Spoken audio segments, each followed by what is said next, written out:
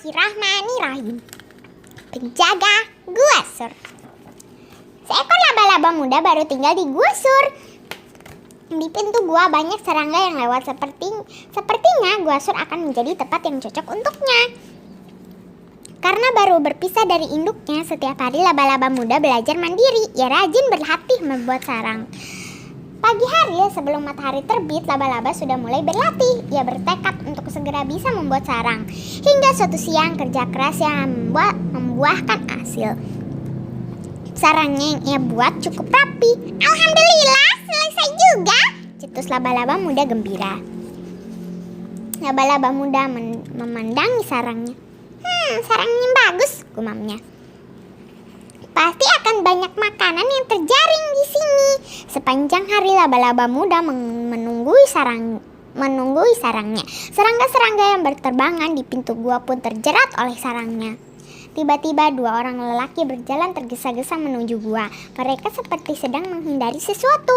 Lalu tanpa sengaja sarang laba-laba mereka terobos. Laba-laba muda amat gusar menyaksikan hal itu. Sarang yang susah payah dibuatnya rusak seketika. Laba-laba muda menatap sarangnya yang telah koyak. Lalu ia berteriak dan menangis. Tetapi kedua orang itu tidak mempedulikannya. Tak lama kemudian datanglah sepasang merpati. Assalamualaikum, Sapa mereka.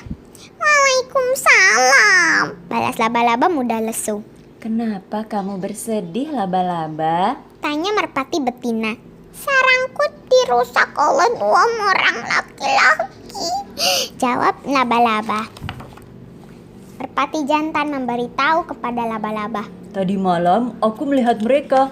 Mereka adalah Nabi Muhammad dan sahabatnya Abu Bakar. Keduanya sedang bersembunyi dari kejaran orang-orang kafir. Laba-laba muda sangat terkejut mendengar penjelasan merpati. Dia menyesal karena telah bersikap tidak ramah.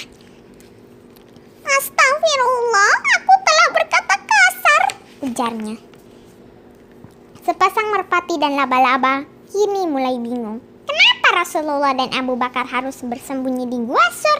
Gua ini mudah terlihat dari pemukiman penduduk Mekah. Orang-orang kafir pasti bisa menemukannya.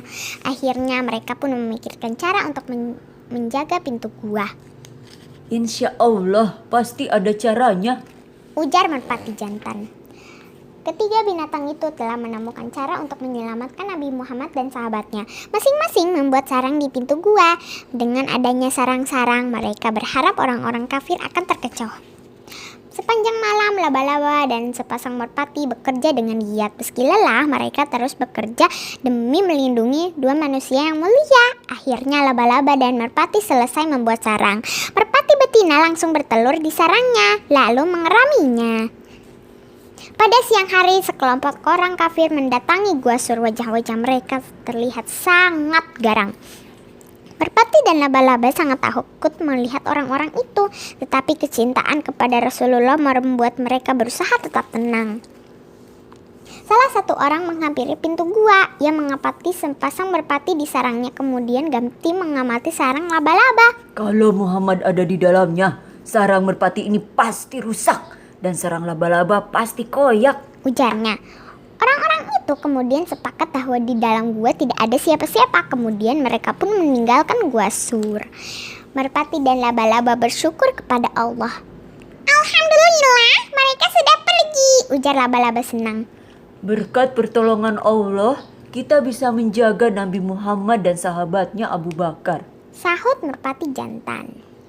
Barang siapa yang meringankan beban dan kesulitan orang mukmin, maka Allah akan melapangkan kesulitannya di hari akhirat kelak. Barang siapa yang memudahkan orang lain, Allah juga akan mempermudah urusannya di dunia dan akhirat. Hadis riwayat Muslim. Alhamdulillahirabbil